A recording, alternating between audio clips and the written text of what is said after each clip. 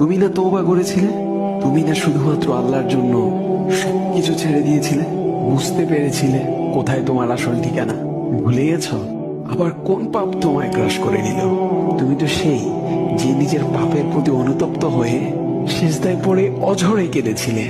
তাহলে আবার কেন দুনিয়ার ধোকায় পড়ে গেলে? কেন ভুলে গেলে কোথায় তোমার আসল গন্তব্য? তুমি কি হার মেনে নিয়েছো নফসের কাছে? তুমি এত দুর্বল, ভুলে গেছো তুমি কার বান্দা, কে তোমার রব? তোমার রব তো সর্বশক্তিমান। সর্বশক্তিমানের বান্দা আবার কখনো দুর্বল হয় নাকি? মৃত্যু পর্যন্ত লড়ে যাও তুমি। শয়তানকে দেখিয়ে দাও তোমার ইমানের পাওয়ার। শয়তানের ধোকায় পড়ে অনেক পাপ করে ফেলেছো, তাই নিরাশ হয়ে গেছো তুমি, তাই না? তুমি কি জানো না তোমার রব কতটা মহান? তিনি তো তোমাকে ক্ষমা করার জন্য অপেক্ষা করছেন। তাই ফিরে আসো সেই রবের দুয়ারে, যার দুয়ার কখনো বন্ধ হয় না।